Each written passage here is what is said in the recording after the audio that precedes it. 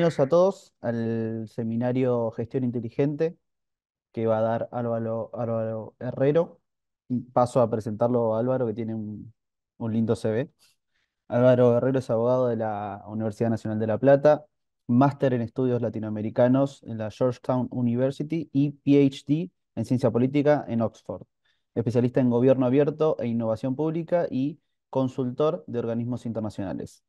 Es coautor del libro Gobierno Abierto e Innovación Pública, Los Pilares de la Nueva Gobernabilidad, publicado en 2020 por la Universidad Abierta Interamericana, y actualmente es director general de Investigaciones y Relaciones Institucionales del Consejo de la Magistratura, perdón, de la Ciudad de Buenos Aires. Bueno, bienvenido Álvaro, muchas gracias por sumarte nuevamente y es todo tuyo. Te dejo hasta 200 personas para que les des el seminario. Bueno, muchas gracias, Ariel. Bueno, bienvenidos, bienvenidas. Un lujo que se hayan sumado. La verdad que es un lindo desafío compartir esta clase, este curso con más de 200 personas, pensando sobre todo que todos tienen distintos perfiles, distintas experiencias, distinta formación.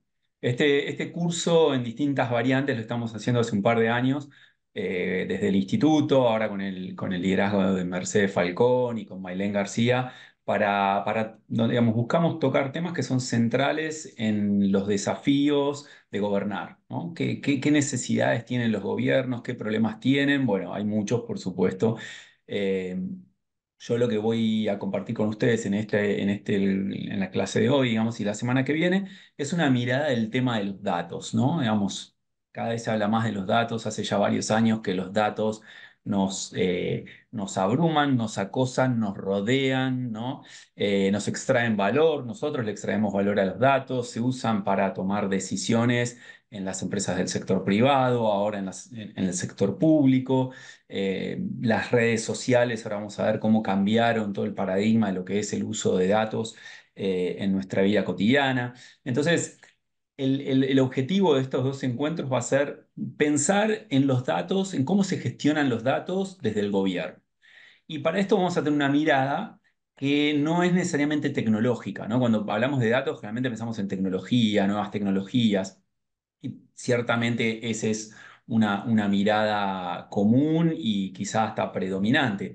Pero desde el instituto lo que estamos tratando de hacer estos encuentros tiene que ver con pensar, digamos, cómo abordar la gestión de los datos desde el día a día en los gobiernos, ¿no? Para aquellos que no son especialistas en datos, no es para las áreas tecnológicas, sino que tiene más que ver con aquellos que tienen que tomar decisiones, aquellos que trabajan en un gobierno municipal, en un gobierno provincial o en un gobierno nacional, por supuesto, aquellas personas que están en el área educativa, salud, medio ambiente, en el área que estén, hoy en día los datos son un tema, ¿no? Son un desafío, son una oportunidad, y tenemos que aprender a acercarnos a toda la problemática que tiene que ver con los datos. Entonces, tenemos dos encuentros. El día de hoy vamos a hablar un poco de por qué se han vuelto relevantes los datos para nosotros como sociedad, digamos, y en particular luego para los gobiernos, ¿no? Y en el encuentro que viene vamos a hablar un poco más de de innovaciones y nuevas líneas de trabajo aprovechando los datos, ¿no? Que tiene que ver con la publicación de datos, los datos para la transparencia, todo lo que es datos abiertos, la reutilización de datos. Entonces vamos a ver, hoy más que nada los datos en el día a día de los gobiernos y la clase que viene lo vamos a conectar más con las nuevas tendencias, con los nuevos desafíos de la gestión pública. Así que vamos a arrancar contando. Y como les decía, dado que mi formación es más institucional, ¿no? Soy abogado y doctor en ciencia política, voy a tratar de hacer una presentación que sea como que encaje para los distintos perfiles que tenemos hoy. No va a ser una presentación excesivamente técnica, que eso puede dejar a muchos de nosotros afuera, porque no todos estamos tan familiarizados con las terminologías o con los desarrollos tecnológicos, y tampoco va a ser netamente legal o política. Entonces vamos a hacer un mix de esto. De esa forma, entiendo que vamos a poder sentirnos todos cómodos con los contenidos. Entonces, bueno, vamos a empezar con esta presentación. Bueno, como les decía, el título de este seminario es Gestión Inteligente, descubriendo el potencial de los datos para los gobiernos. Entonces, la pregunta para empezar es cómo llegamos hasta acá, ¿no? Porque damos por hecho que lo que estamos viviendo en materia de tecnología y datos es algo que, digamos, que viene de hace mucho, pero no viene de hace mucho, es bastante reciente y tiene que ver con cambios que estamos viviendo en nuestra vida cotidiana. Olvídense de los gobiernos por un segundo, ¿no? Nosotros estamos viviendo en un entorno que en los últimos 15 años comenzó a cambiar a una velocidad inusitada para lo que estábamos acostumbrados antes. En el sector privado aparecieron enormes cambios, ¿no? Aparecieron todas estas plataformas colaborativas, todas estas empresas que basan su funcionamiento en el principio de la colaboración. Se habla de economía colaborativa, ¿no? Y ahí aparecen empresas que algunos de ustedes seguramente las conocen. Acá aparece Airbnb, aparece Uber, Cabify, ¿no? Son empresas que tienen algunas peculiaridades, ¿no? Una de esas peculiaridades se basan en que están centradas en esquemas colaborativos, ¿no? ¿Cómo funciona, por ejemplo, Uber o Cabify? No son empresas que tienen autos o que contratan choferes, ¿no? Son empresas que son plataformas que conectan a una persona que desea hacer un viaje de un lugar a otro con alguien que tiene un auto, que tiene un medio de transporte y los conecta, ¿no? Entonces estas plataformas sirven como punto de encuentro. Uber o Cabify no tienen ningún empleado que sea chofer, no tienen autos a su nombre, ¿no? Entonces, en ese sentido son innovadoras porque conectan a las personas y ahí está su valor agregado. Lo mismo ocurre, por ejemplo, con Airbnb. Airbnb es una plataforma que conecta a personas que están buscando alojarse en alguna ciudad determinada con otras personas que tienen un departamento libre y lo quieren poner en alquiler por corta estadía o que tienen una habitación extra y la quieren poner en alquiler, ¿no? Entonces aparece esta idea de poner en contacto, ¿no? Y esto es algo muy importante porque esta idea de colaboración, ahora vamos a ver cómo también está permeando en el gobierno, en los gobiernos, y tiene que ver con los datos, porque estas plataformas, además de conectar a las personas, generan datos, ¿no? Generan datos de perfiles de viajeros, generan datos demográficos, generan datos socioeconómicos de los usuarios de las plataformas, y automáticamente eso se puede monetizar y se puede conectar con publicidades. Por ejemplo, cuando ustedes usan estas plataformas, van a ver que inmediatamente les empiezan a aparecer publicidades de viajes, de alojamiento, de oportunidades turísticas en los lugares que ustedes están buscando, por ejemplo, a través de Airbnb. Entonces, primer punto, cómo está cambiando el sector privado. Y este cambio se ve también en cómo cambia el valor de las empresas del sector privado, que esto es importantísimo para lo que vamos a conversar hoy. Las empresas más valiosas hoy a nivel mundial son las empresas basadas en tecnologías y las empresas que son basadas en datos o que explotan el valor de los datos. Si ustedes miran, acá hay como tres grandes burbujas, ¿no? Una, la que está abajo de la pantalla, la más grande, que muestra las empresas de Estados Unidos, ¿no? Ahí pueden ver a Google, a Amazon, Apple, Microsoft, Facebook, Disney, Netflix, digamos, tienen las empresas más conocidas, quizá para todos nosotros, son empresas radicadas en los Estados Unidos y que son empresas que están eminentemente, su valor económico viene del tipo de tecnología que generan y el tipo de vinculación que tienen con los datos. Entonces, vemos que las empresas más valiosas en el mundo y en particular las que son de Estados Unidos son Google, o sea, a mayor tamaño de la burbuja es mayor valor económico. El globito de Amazon es más grande que el de Walmart, por ejemplo, o que el de Facebook, que aparece la F en rosa a la derecha, o que de Walt Disney, ¿no? A mayor tamaño del globo de la empresa, mayor es el valor económico. Entonces vemos como en Estados Unidos, Google, Amazon, Apple son las más valiosas. En Europa, por el contrario, vemos que las empresas más valiosas son las que están en azul, ¿no? El logo de Mercedes-Benz, de Volkswagen, de BMW, creo que el otro es de Alfa Romeo, y también el de Shell, que aparece ahí en negro, ¿no? Entonces vemos como en Europa las empresas más valiosas son las empresas automotrices, lo que llaman las empresas metalmecánicas, y las empresas que están vinculadas con las industrias extractivas, ¿no? Con la extracción de petróleo, ¿no? Que después lo refinan, se convierte en nafta, ¿no? Pero bueno, miren la diferencia que hay entre Estados Unidos y Europa. En Asia, que es la otra gran burbuja, vemos que aparece Samsung o Huawei, que están vinculadas con tecnologías, también aparecen algunas automotrices, como está el símbolo de Toyota, Mitsubishi, Honda, pero también muy fuertemente las empresas del sector financiero, el banco ICBC, ¿no? Y otras empresas financieras internacionales. Entonces es importantísimo tener en cuenta cómo ha cambiado esto en los últimos años, porque si miramos hace menos de 20 años atrás, en el 2006, miren cuáles eran las empresas más valiosas a nivel mundial. Las empresas más valiosas era Exxon, que es Acción, o lo que se conoce como la ESO, ¿no? Una empresa que se dedica a extraer petróleo y tiene redes de estaciones de servicio y todos productos vinculados con derivados del petróleo. General Electric, que es generalmente una empresa que tiene que ver con la producción de aparatos electrónicos, electrodomésticos y también de automóviles. Microsoft recién aparecía, una empresa de tecnología o de datos, ¿no? De informática recién apareciendo entre las más valiosas. Después Citigroup, que es una empresa de banca y finanzas. BP, que es British Petroleum, petróleos británicos, una empresa, otra vez una empresa extractiva. Y Shell, otra empresa extractiva. Entonces miren el cambio, ¿no? En 2016, de las primeras seis, digamos, había una sola tecnológica y cinco eran automotrices o de petróleo, y en 2018 eso cambió por completo. Son todas empresas basadas en tecnología o productoras de tecnología. Apple, Amazon, Alphabet, que es Google, Microsoft, Facebook y Alibaba. Alibaba es el equivalente de Amazon o de Mercado Libre en Asia, ¿no? Entonces, miren cómo se está transformando el mundo y esa transformación es central, vamos a ver, para los gobiernos también. Hace algunos años en la revista El Economista, estamos viendo la portada con ese dibujo que para mí es una metáfora genial. Hace ya 6 años, no es reciente esto, 6 años, hablaba de cuál era el recurso más valioso hoy en el mundo, ¿no? Y hacía este juego, ¿no? Esta metáfora con lo que antes eran las plataformas extractivas de petróleo en alta mar, ¿no? Con las nuevas empresas de tecnología que en realidad lo que extraen son datos, ¿no? Entonces hace esta metáfora comparando lo que era antes el petróleo con los datos y muestra cómo hoy en día el recurso, el activo, el producto más importante a nivel mundial son los datos. Entonces, acá les pongo también cómo va evolucionando y cómo eran las proyecciones en materia de generación de datos. Los datos ocupan espacio y se pueden medir los volúmenes de datos. La unidad de medida más grande es el zettabyte.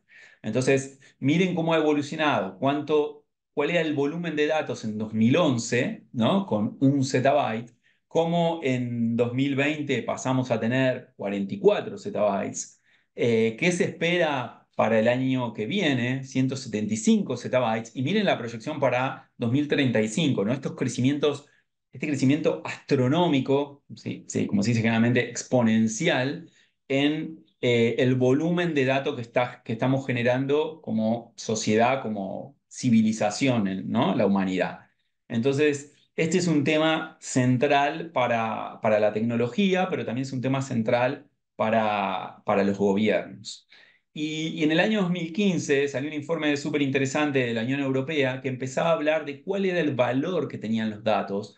Y esto ellos lo miden analizando las economías que están basadas en datos, ¿no? Las empresas que están basadas en datos. Por ejemplo, cualquiera de las empresas estas que aparecen a la izquierda, Facebook, Google o Amazon, ¿cuál es el valor que le sacan a los datos, ¿no? Todos los que somos usuarios de redes sociales, lo sepamos o no, le estamos dando nuestros datos personales a las plataformas y las plataformas nos muestran constantemente publicidad, ¿no? Cuando ustedes usan Instagram, Facebook, Twitter, permanentemente, Google, digo, a todo el tiempo les aparece publicidad. Esa publicidad está pensada meticulosa y quirúrgicamente para mostrarles a ustedes productos que van en sintonía con sus preferencias. ¿Y cómo conocen estas empresas sus preferencias? Bueno, por sus patrones de navegación, ¿no? En función de lo que ustedes buscan en Facebook, lo que miran en Instagram o qué hacen cuando entran a Twitter, y los algoritmos generan un patrón que va procesando esa información que estas empresas recolectan de cada uno de nosotros.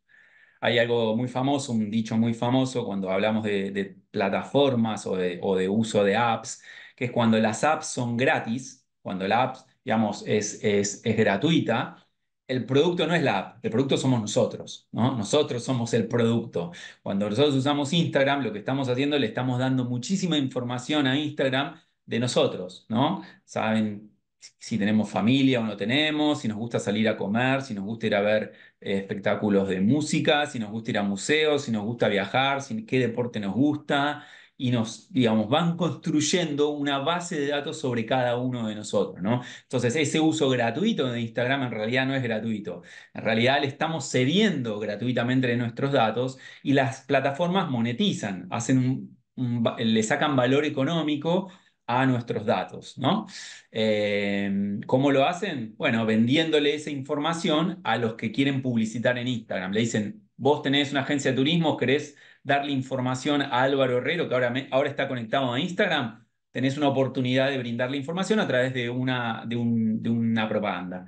Y eso se funciona automáticamente con un algoritmo que nos muestra esa propaganda y le cobra una cantidad muy pequeña de dinero a esa empresa que contrató con Instagram, que pautó con Instagram a hacer publicidad. Entonces, lo que les quiero transmitir con esto, y espero que se entienda, es que de distintas maneras se están generando enormes volúmenes de datos permanentemente, sea a través de estas grandes empresas que les venía contando, aparecen acá, Google, Facebook, Tesla, Uber, Amazon, sea a través de las grandes empresas a nivel global, digamos, sea a través de los gobiernos, digamos, se generan volúmenes exponenciales de datos y esos datos tienen un valor.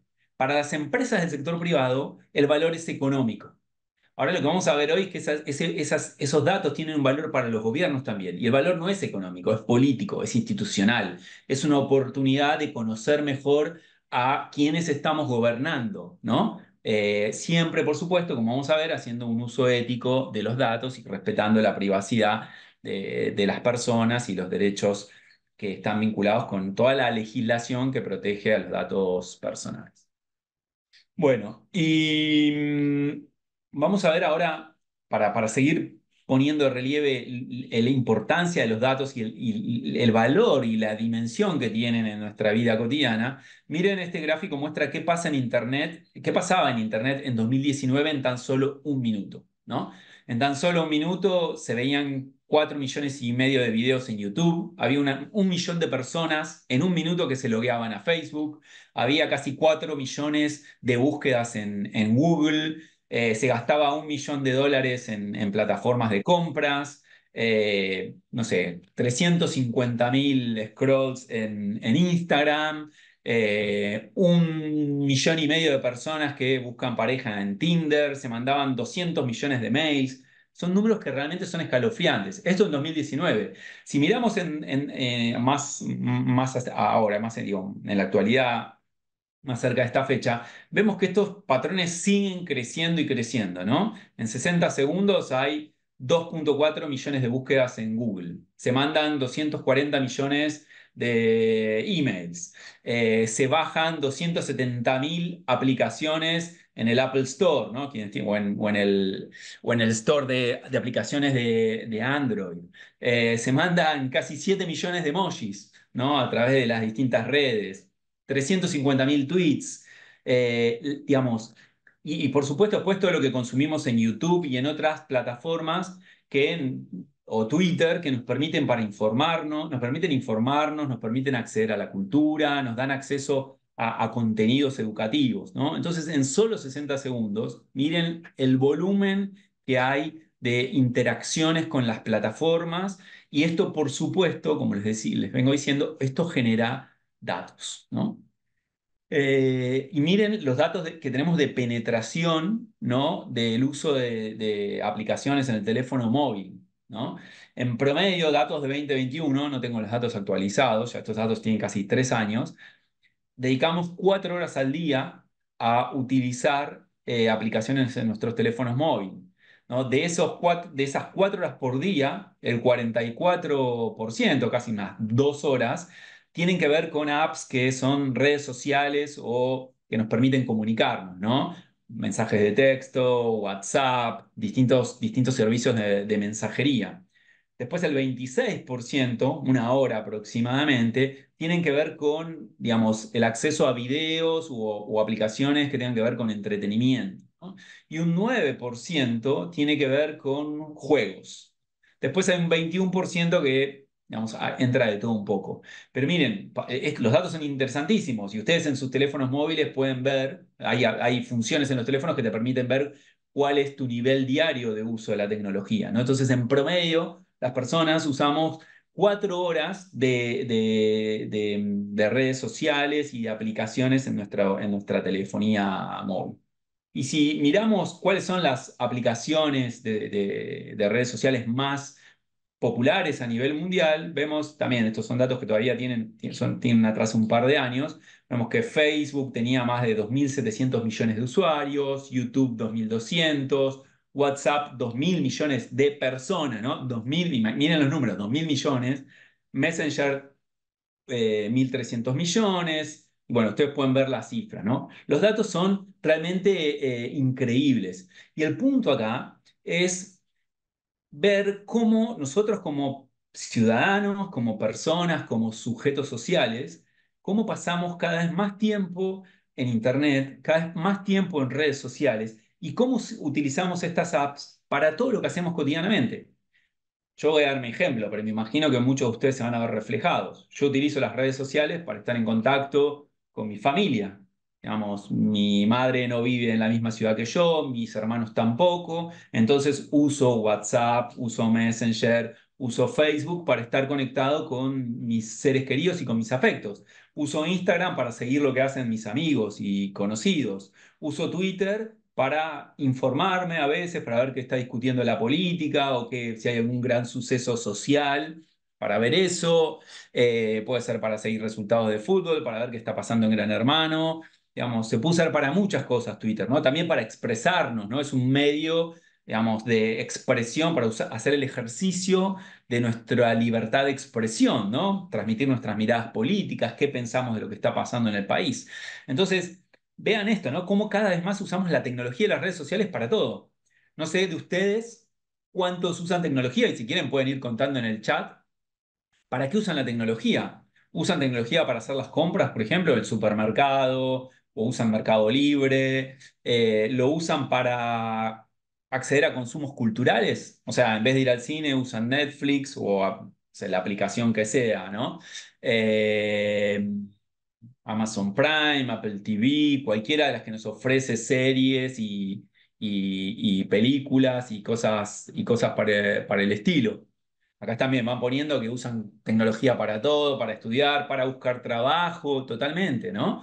Digamos, usamos tecnología para muchísimas cosas. Y ahí Gabriel dice, bueno, esto explotó desde la pandemia. Es cierto, hay patrones que muestran los cambios que generaron nuestros consumos tecnológicos a partir de la pandemia. Pero bueno, lo usamos para todo, lo usamos para comprar, para consumir, para expresarnos, para educarnos, para acceder a cultura, para estar en contacto con nuestros amigos, para buscar pareja. Digamos, hoy en día realmente las redes sociales permean nuestra vida de manera drástica. Y ustedes se preguntarán, bueno, pero ¿por qué estamos viendo esto en un curso, en una charla sobre datos, ¿no? Bueno, porque es importantísimo, les estoy adelantando por qué estamos viendo estos contenidos, ¿no? Porque si nosotros utilizamos las redes sociales y los contenidos, digamos, y las plataformas para todo, los gobiernos tienen que adecuarse para eso. Si nosotros como sociedad ahora dedicamos 4 horas en promedio por día a comunicarnos por redes sociales y todo lo hacemos a través de plataformas, ¿por qué tendríamos que cambiar esta conducta para relacionarnos con los gobiernos? Si hoy la tecnología nos da esa oportunidad. Por eso compramos todo o accedemos a consumos, usamos las redes sociales porque es más eficiente, porque es más eficaz, porque es más económico, ¿no?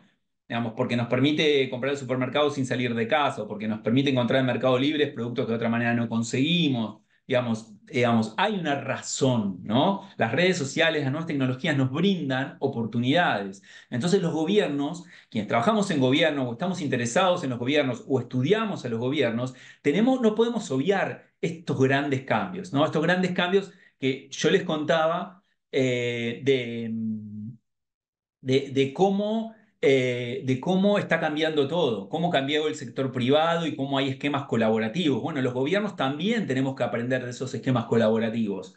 Hoy, estas empresas Uber son exitosas porque encontraron algo que hasta ahora no teníamos, que es cómo la colaboración nos puede servir para trabajar mejor. ¿no? Para ser más eficientes en algo. Bueno, los gobiernos tenemos que aprender a cómo aprovechar la colaboración. No gobernamos para los vecinos, gobernamos para los vecinos, con los vecinos, ¿no? Entonces, ¿cómo podemos aprovechar el vínculo que tenemos con los ciudadanos para gobernar mejor, para darle mejores soluciones, para encontrar datos vinculados a problemas de gobierno, a problemas de política pública? Entonces, por eso quería hacer toda esta introducción, para mostrarles que no es caprichoso que hablemos de datos. Hay un contexto que prácticamente nos obliga a hablar de datos si trabajamos en un gobierno. Un gobierno que no está hablando de innovación y de uso de datos es un gobierno que le está pasando el mundo por el costado y no se dio cuenta.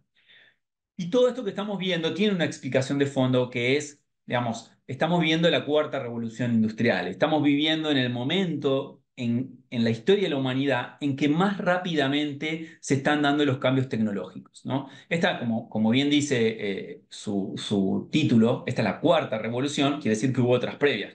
A lo mejor alguno de ustedes está familiarizado con cuáles fueron las anteriores, si están familiarizados y lo quieren poner en el chat, adelante, pero tuvimos ya tres revoluciones anteriores, ¿no? La primera, a ver si alguien sabe cuál fue, cuando apareció qué tecnología. Ponen la agrícola, la textil, va por ahí, la industrial.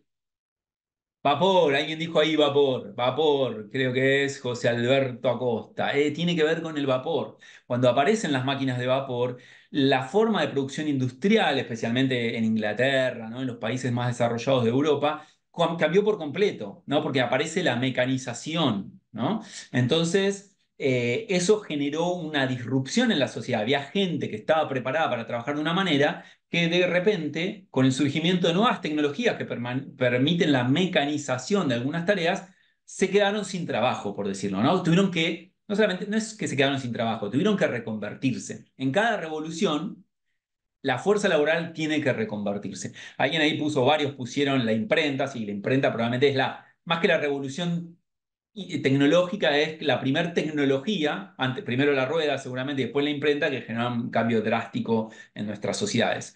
Pero la revolución, la primera revolución industrial está asociada con las máquinas de vapor. La segunda tiene que ver con la electricidad, con el surgimiento de la electricidad y cómo eso produjo un cambio aún mayor. La tercera es del siglo pasado también y tiene que ver con los microprocesadores, ¿no? Con el surgimiento de las primeras computadoras, los primeros microprocesadores y cómo eso generó un cambio drástico. La cuarta revolución industrial está asignada, como lo están viendo en la pantalla, por el surgimiento de nuevas tecnologías como las nanotecnologías, la inteligencia artificial, la robótica, los drones, las impresoras 3D, ¿no? Estas palabras, estos temas que escuchamos recurrentemente, cotidianamente, y que son las nuevas herramientas, las nuevas tecnologías que están generando esta nueva revolución. Y esta nueva revolución industrial tiene varias características, como cada una ha tenido sus peculiaridades, pero quizá lo más importante de esto es la velocidad con que está ocurriendo. Los cambios tecnológicos son aceleradísimos.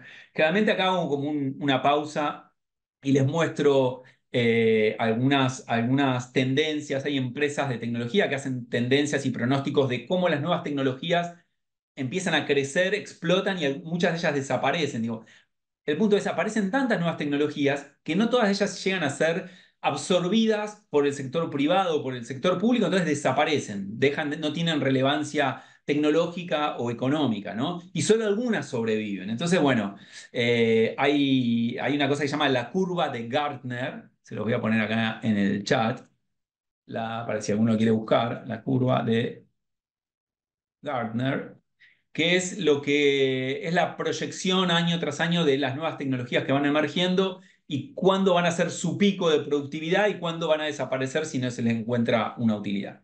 Entonces, lo más fascinante de esta revolución es la velocidad. Y lo segundo para mí es la incertidumbre respecto a su impacto, ¿no? Les voy a dar dos ejemplos cortitos. Los niños que hoy están ingresando al jardín de infantes, no sé si algunos de ustedes tienen hijos en edad escolar, digamos, van a trabajar, la mayoría de ellos, de profesiones que hoy se estima que no se han inventado todavía, ¿no? ¿Qué quiere decir esto? Que vamos a tener un aluvión de nuevas profesiones y que las profesiones clásicas van a cambiar, están cambiando drásticamente.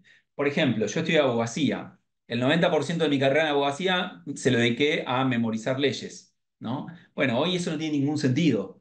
Un estudio jurídico que quiera contratar a alguien que sabe mucho de leyes no tiene ningún valor, porque es un algoritmo, te aprende todas las leyes en un tiempo muy corto y con un mucho mayor nivel de precisión.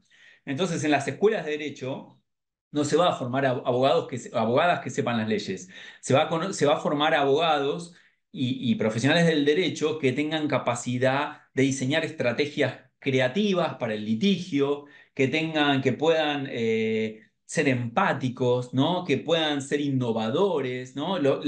Digamos, los valores centrales de las nuevas carreras de derecho van a ser otros, no van a ser los clásicos, los que tenemos hoy en día. Lo mismo, imagínense un contador o contadora pública, ¿no? Esa carrera ya, digamos, la habilidad y el método para cargar, ¿no? Números, etcétera, digamos, eso pasa ni siquiera un segundo, un décimo plano, ¿no? Lo que se les va a enseñar a quienes estudien esas carreras son otras formaciones, ¿no? Digamos, quizá capacidad de creación e inventiva y digamos, para detectar fraudes de una manera sofisticada, ¿no? Hacer lo que las computadoras, las máquinas hoy todavía no pueden hacer. Entonces, interesantísimo esto. Bueno, frente a todos estos cambios, ¿cómo nos vamos a preparar? Bueno, los sistemas educativos están cambiando, están en crisis y están replanteándose cómo educar a las nuevas generaciones, ¿no? Entonces, esto es lo interesante, me parece, de la cuarta revolución industrial y de este contexto que estamos viviendo. Muy por arriba, ver, digamos, las principales discusiones. Si hoy ustedes empiezan a entrar a los centros de innovación a nivel mundial que están trabajando, digamos, los desafíos de la cuarta revolución industrial. Por ejemplo, el World Economic Forum, ¿no? El Foro Económico Mundial. ¿Qué temas están pensando? Bueno, ven ahí blockchain, inteligencia artificial y aprendizaje de máquinas, lo que llama Internet de las cosas y cómo la Internet de las cosas se usa para la transformación urbana, las políticas de datos, la gobernanza de los datos, ¿no? Los datos como desafíos para los gobiernos. Están pensando en todo lo que tiene que ver con movilidad urbana autónoma, ¿no? No sé si han seguido, por ejemplo, todo lo que está pensando Elon Musk con Tesla de hacer, ¿no? Vehículos no tripulados para el transporte masivo de personas en las ciudades. Bueno, esas son algunas de las cosas que se están discutiendo. Drones, ¿no? Cómo usar las naves, aeronaves no tripuladas para fines múltiples, desde transporte de cosas hasta obtener datos meteorológicos, hacer mapeos geoespaciales del territorio, etcétera. Entonces, si les interesa, pueden anotar, tomar nota de esto, chusmearlo después, googlearlo, pero en cada uno de estos temas hay cosas interesantísimas. También es importante, y esto dejo simplemente los titulares, que en materia de gestión pública, de todos los estudios sobre administración pública, cuando ustedes van a las carreras universitarias, todas las disciplinas vinculadas con el estudio de la administración pública, ha aparecido un nuevo paradigma de gobierno, ¿no? Que es el paradigma de gobierno abierto, ¿no? Este es algo interesantísimo, surge con Barack Obama, con el presidente Obama en 2009, en su primera presidencia en los Estados Unidos, donde él publica un memorando que se llama el Memorando de Transparencia y Gobierno Abierto, donde le pide a todo su gobierno que innove, ¿no? Y les dice, a partir de ahora vamos a trabajar de manera transparente, participativa y colaborativa. Y en ese memorándum explica qué significa ser transparente, qué significa ser participativo desde un gobierno y qué significa ser colaborativo, ¿no? Entonces, Obama con esto acuña un nuevo concepto de administración pública, de gestión pública, que es el paradigma de gobierno abierto. Y lo menciono, para aquellos de ustedes que les interesa, porque, bueno, tiene estos tres pilares, ¿no? Como ven en esta infografía: participación, colaboración y transparencia. En transparencia, uno de los pilares centrales de las políticas de transparencia tiene que ver con la producción de datos y con la publicación de datos en formatos abiertos, ¿no? Los gobiernos tienen que dar acceso a la ciudadanía sobre la información que tienen. Esto tiene que ver con el derecho al acceso a la información pública, pero además tienen que publicar datos de manera permanente. Hoy este es el nuevo estándar para los gobiernos, ¿no? Que tienen que tener portales donde publican información en formato abierto. La próxima clase, el próximo encuentro, vamos a hablar un poco más de qué es datos abiertos, qué significa, qué implica publicar información en formato de datos abiertos. Eh, pero este es un tema central también, ¿no? Entonces, recapitulando un poco. Empezamos a hablar de cómo cambió el sector privado, cómo las empresas basadas en datos y que explotan datos y que extraen datos de todos nosotros son las empresas más valiosas.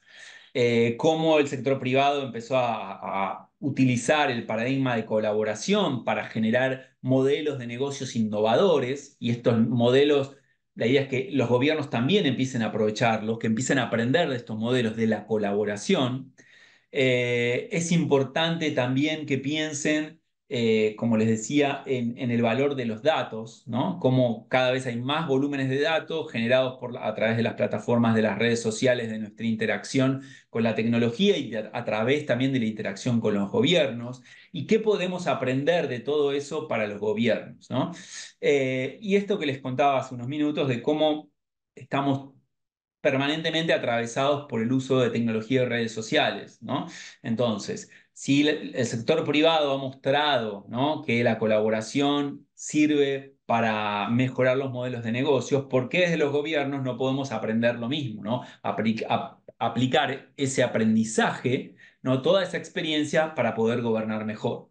Si el sector privado nos muestra el valor que tienen los datos para monetizarlos, bueno, desde los gobiernos podemos aprender también a utilizar los datos para gobernar mejor, no para obtener beneficio económico, sino para tener un mejor servicio público para la ciudadanía en materia de salud, educación, medio ambiente, transporte o lo que se les ocurra.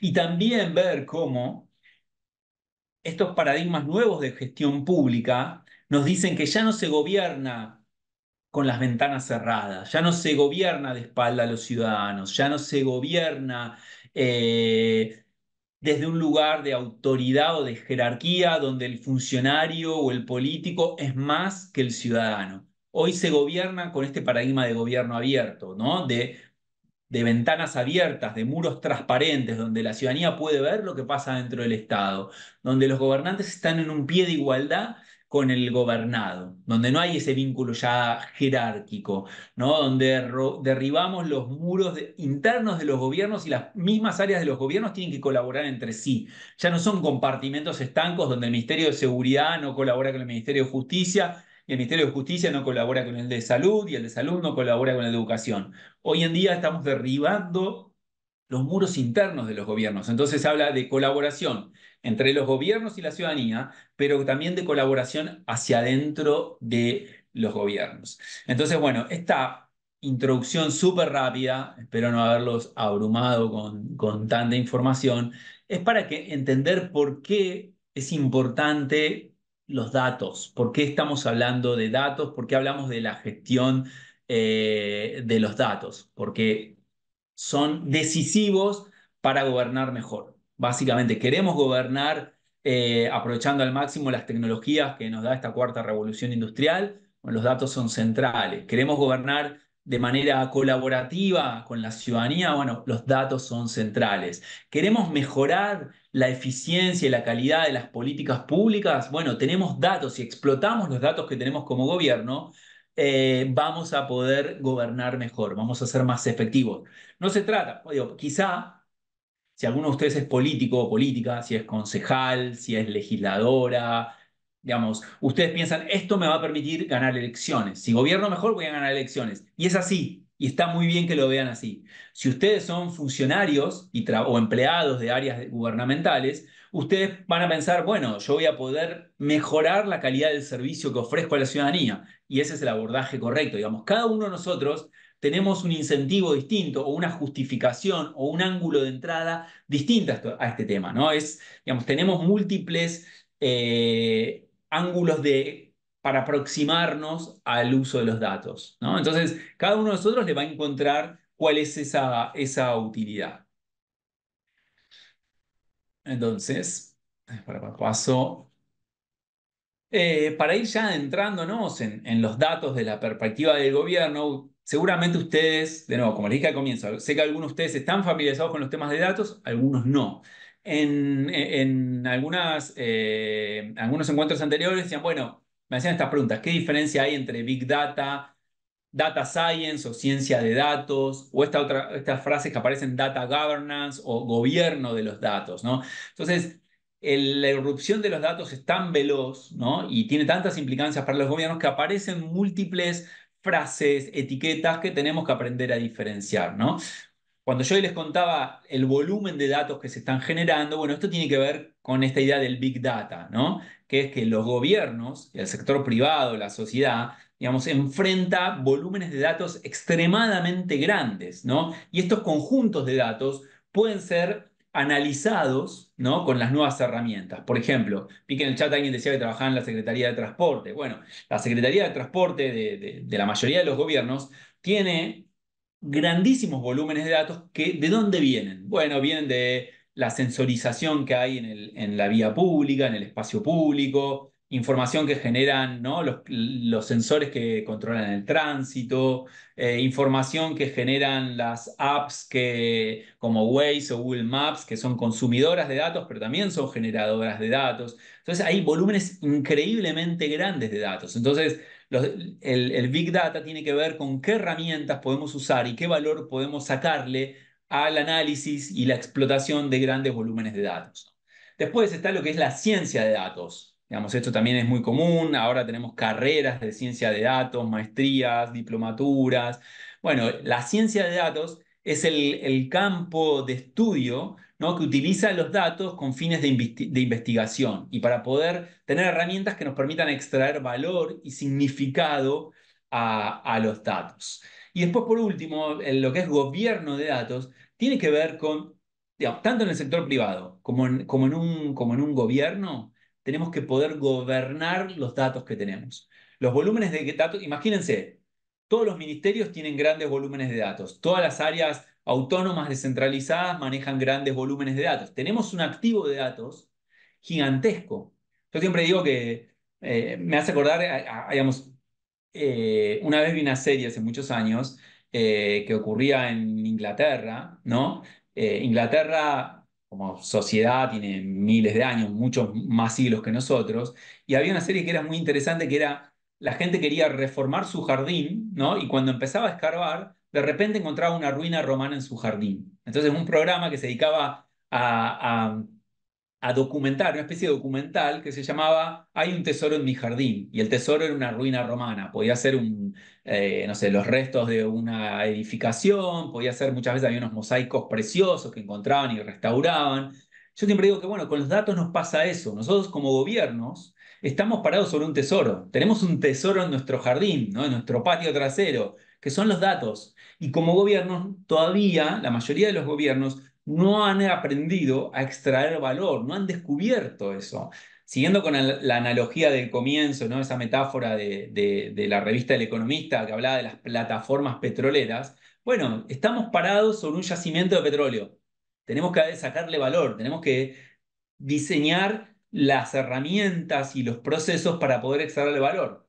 Si fuera literalmente un pozo petrolero, sabemos cómo hacerlo, ¿no? Se hace el pozo, ¿no? Toda la aparatología para extraer el petróleo. Bueno, la gran pregunta es, ¿cómo extraemos valor de los datos al cual tenemos acceso como gobierno? Esa es la gran pregunta, ¿no? Y esto tiene que ver con, en mi experiencia profesional, voy a hacer una pausa y les voy a contar por qué yo estoy hablando de estos temas. Porque ustedes pueden decir, bueno, pero esta persona es abogada, estudió ciencia política, no es experto en tecnología, ni estadística, ni matemática, entonces, ¿por qué está hablando de datos? Yo trabajé en el gobierno de la ciudad de Buenos Aires hace algunos años y tenía a mi cargo la política de gobierno abierto. Tenía a mi cargo el portal de datos abiertos de la ciudad de Buenos Aires, ¿no? Mi equipo estaba a cargo de eso. Entonces, en el portal de datos abiertos vemos, no, el gobierno íbamos publicando datasets que nos daban las distintas áreas. Entonces teníamos un dataset que era el mapa, el censo de árboles que hacía el Ministerio de Desarrollo Urbano, o teníamos información de transporte que nos daba la Secretaría de Transporte. Entonces esa información la pasábamos a formato abierto y la publicábamos en ese portal, ¿no? Entonces empecé a preguntar, bueno, de todos los datasets que tiene el gobierno, nosotros estábamos publicando en esa época, teníamos creo que 200. Entonces dije, bueno, 200 sobre cuántos datasets estamos abriendo. O sea, yo sabía cuántos publicábamos, pero no sabía cuál era el denominador en la fracción, ¿no? Entonces dije, bueno, voy a averiguar porque alguien dentro del gobierno debe saber cuántos datasets tenemos en total. La sumatoria de todas las áreas, ¿cuántos datasets tenemos? Y con esa inocencia empecé a dar vueltas por el gobierno preguntando a ver si alguien tenía ese dato. Y ese dato no estaba. Entonces dije, bueno, pero no puede ser. ¿Es probable que como gobierno no sepamos cuál es nuestro activo de datos? Digamos, no sepamos cuántas áreas, digamos, cuántos datasets tenemos en cada una de las áreas. Y la verdad que la respuesta fue sí, no sabíamos. Entonces dije, bueno, a lo mejor no lo sabemos como gobierno, pero si yo voy al Ministerio de Desarrollo Urbano, voy al Ministerio de Seguridad o voy al Ministerio de Educación, ellos sí van a saber cuáles son las fases de datos que tienen, ¿no? ¿Qué tenemos en educación? 300, 500, 1200. Y la verdad es que lo que descubrimos es que no sabíamos, ¿no?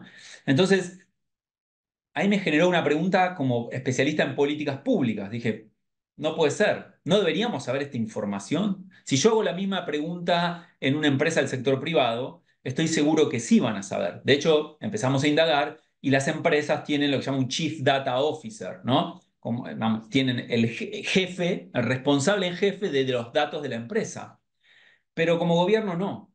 Y empecé a indagar y en general los gobiernos, no solo de Argentina, sino de los países de la región y a nivel internacional, sobre todo los gobiernos locales, tenían un gran desafío en esto. Y había algunos países, algunas ciudades, que empezaban a diseñar herramientas y estrategias para gobernar sus datos, ¿no? Entonces el primer gran desafío es, bueno, ¿cómo hago para saber qué activo tengo de datos, ¿no? Entonces, y cuando yo empecé a preguntar esto, me decían, bueno, ¿pero para qué? Yo decía, bueno, por un lado, yo personalmente lo necesito para ponerme una meta y mejorar la apertura de datos. Si yo solamente tengo 200 datasets abiertos en el portal de datos abiertos, me gustaría ponerme la meta de para el año que viene tener 400.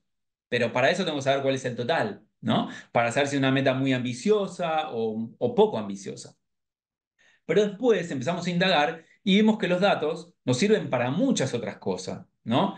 Nos sirven, por ejemplo, para evaluar y monitorear la implementación de políticas públicas. Si yo diseño un programa para mitigar el hambre, no sé, el hambre en la primera infancia, ¿no? Para mejorar la calidad de la nutrición en primera infancia, bueno, yo necesito muchos datos, necesito saber cuántos niños viven en mi distrito, cuántos entran dentro de la categoría de primera infancia, cuántos de ellos viven en un hogar que está por debajo del nivel de pobreza, cuántos de ellos van a escuela pública, cuántos de ellos acceden a al sistema de comedores escolares, cuántos de ellos tienen todas las vacunas. Digo, la información, los datos nos sirven para tener buenos diagnósticos, para tener buenas radiografías de los problemas que tenemos y para poder tomar, digamos, buenas decisiones al momento de diseñar un proyecto que cierre las brechas que hemos identificado, sea, como decía, en desnutrición infantil, en deserción escolar, en incidencia de criminalidad en una determinada parte de la ciudad o de la provincia o del país. Entonces los datos nos sirven para planificar, nos sirven para diseñar soluciones, para monitorear la implementación de esas soluciones y para evaluar cómo funcionan nuestras políticas públicas, ¿no?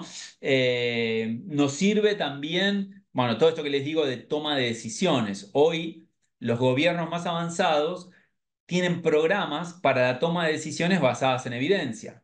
Es decir, yo no estoy implementando esta política contra la deserción escolar basado en la intuición o en lo que hablé con cuatro o cinco directores de escuela o directoras de escuela. Digo, estas decisiones, estos nuevos programas contra la deserción escolar están basadas en datos. Tengo datos concretos que explican y justifican qué está pasando que los chicos estaban abandonando las escuelas, quiénes son esos chicos y chicas, qué problemas tienen. ¿Están en hogares que viven lejos de las escuelas? ¿Están en hogares muy pobres que los obligan a trabajar? ¿Están en hogares que no acceden a los útiles o a los insumos básicos que hacen que los chicos puedan ir a la escuela, ¿no? Entonces, hoy los gobiernos tienen políticas de toma de decisiones basadas en datos. Y esto se refleja en que hay agencias u unidades dentro del gobierno de oficinas de políticas públicas basadas en evidencia u oficina responsable del gobierno de los datos, ¿no? Entonces, los datos tienen múltiples usos. Los datos también sirven para controlarnos como gobiernos y para que la ciudadanía nos pueda controlar, ¿no? Nosotros, cuando en los gobiernos modernos tienen planes de gobierno y esos planes, esas metas de gobierno son públicas, se las contamos a la ciudadanía. Entonces después la ciudadanía nos puede controlar. Bueno, logramos lo que nos propusimos, dijimos que íbamos a construir 20 nuevas escuelas. Luego de 4 o 6 años, el tiempo que sea, ¿lo logramos o no lo logramos? Los datos sirven para que la ciudadanía nos controle y también para nosotros como gobierno de poder rendir cuentas si hicimos las cosas bien o a veces no lograr lo que uno se propuso no es que hicimos las cosas mal, ¿no? Nosotros nos propusimos un plan de gobierno y de repente ocurrió una pandemia. Bueno, tenemos alguna forma de explicar lo que pasó. Entonces los datos nos sirven también para explicar por qué las cosas a veces nos salen mal. Y también nos pueden servir para decir, bueno, nos salieron mal, pero vamos a hacer estos ajustes para mejorar. A veces, como gobierno, explicar por qué no nos salieron bien las cosas es la forma correcta de gobernar. Y sobre todo si lo hacemos basados en datos. Entonces, como gobiernos, estamos parados sobre un tesoro, tenemos que aprender a extraer valor a ese tesoro nos sirve para múltiples cosas, los datos nos sirven para múltiples cosas, y tenemos que empezar a ver, bueno, ¿cómo lo hacemos? ¿Cuál es ese mecanismo para gestionar los datos? ¿Cuáles son las herramientas para gobernar los datos? Entonces, cuando nosotros que somos técnicos, o en mi caso soy técnico, cuando voy a hablar con un ministro o con un presidente o con un gobernador, te dice, bueno, pero vos me estás pidiendo que yo invierta tiempo, recursos, me estás pidiendo personal, me estás pidiendo, digamos, recursos públicos para invertir en esto, me estás pidiendo nueva estructura, ¿no? Que cree una oficina de gobierno de los datos o que saque una ley o un decreto que establezca cómo vamos a gobernar los datos. Dice, ¿por qué? Digamos, con todo lo que yo les conté hasta ahora no alcanza. Hay que mostrar evidencia de cómo los datos nos permiten mejorar, nos permiten tomar mejores decisiones, nos permiten ahorrar, ¿no? Nos permiten hacer más rápido lo que antes llevaba más tiempo, o nos permiten hacer más barato lo que antes nos salía más caro. Entonces, bueno, está lleno de ejemplos de cómo el uso de datos y el gobierno de los datos nos puede ayudar a tomar mejores decisiones. Hay muchísimos. Uno que a mí me gusta mucho es digamos, después les puedo dar en el próximo encuentro datos de Argentina, ¿no? Ejemplos de Argentina, pero siempre usamos uno que me gusta mucho, que es el caso del transporte en Seúl.